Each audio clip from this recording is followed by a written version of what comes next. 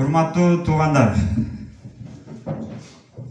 куштун бир нече түрү бар, бирок мен эки куштун мисалында түшүндүрөйүн. Бир папугай бар, бир бүркүт бар.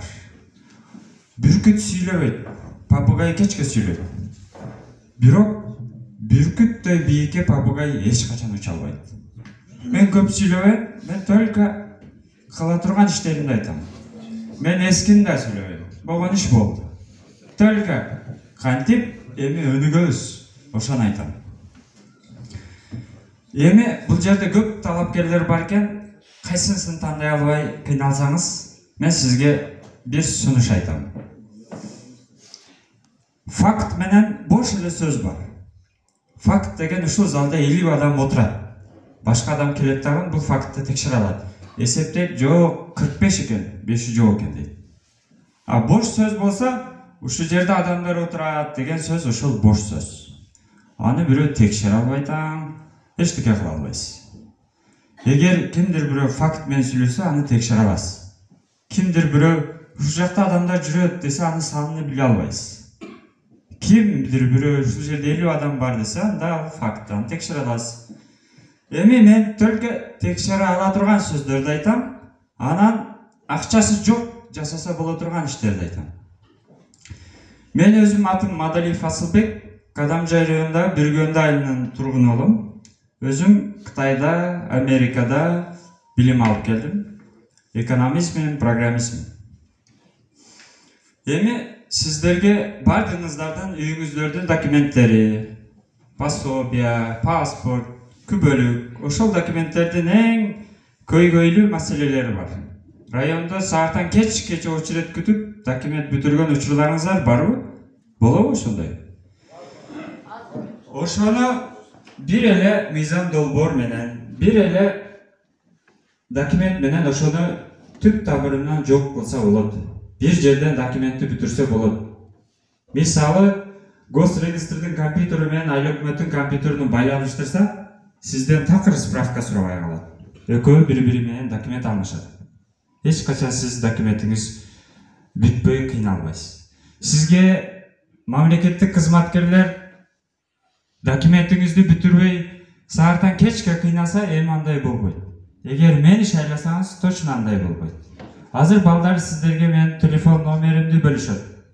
Менин телефон номерим 12 жылдан бери ошол номерде жүрөм.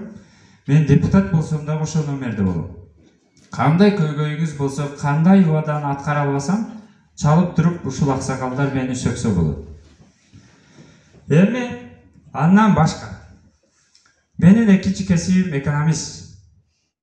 Туугандар, биздин тышкы карызыбыз Кытайдан 2-3 миллиард доллар болду. Акчаң жок болсо, аскериңдин духу да эчтекеге жарабайт. Акчаң жок болсо, аскериңдин огу болбойт. Туурабы?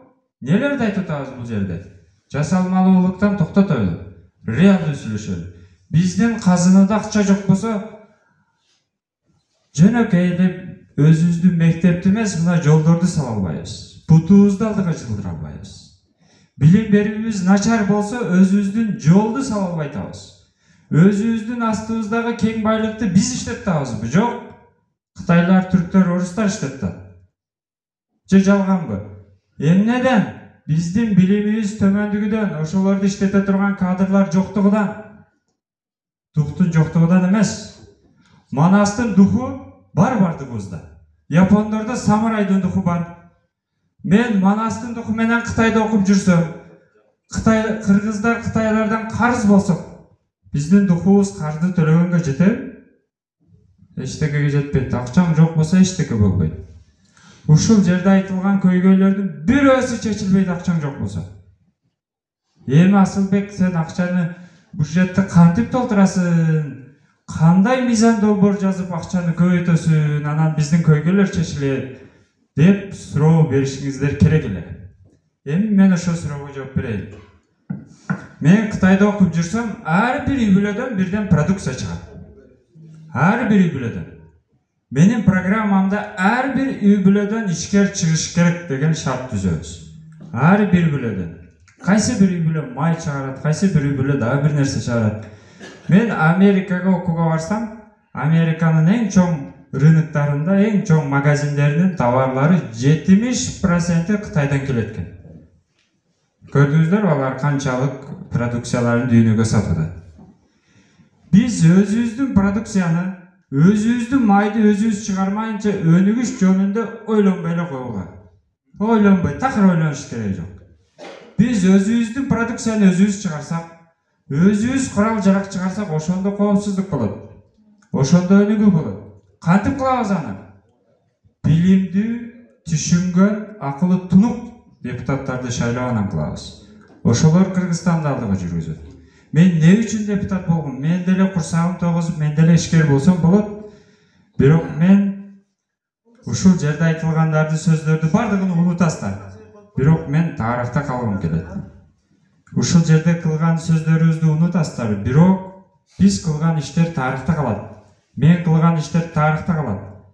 Жаман иштеген жетекчини тарыхта жаман тамгалар менен жазабыз. Биздин жерге кол коюп душмандарга берди дейбиз. Исхак Разаков, Айбалаевдарды мактайбыз. Эмне үчүн? Жакшы иштеген үчүн. Мени дагы тарыхта жаштар ушул Кыргызга кызмат кылды эле. Ушул Кыргызга жарады эле деп эстешини каалайм.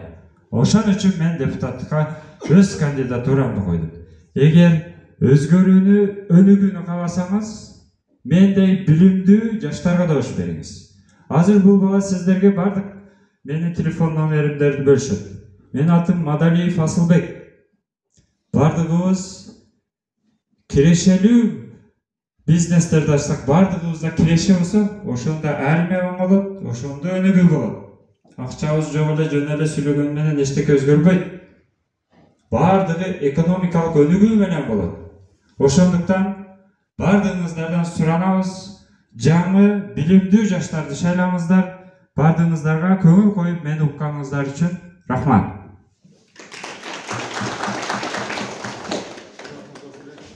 Кийинки сөз Оркобаев Номонжан Ахматов.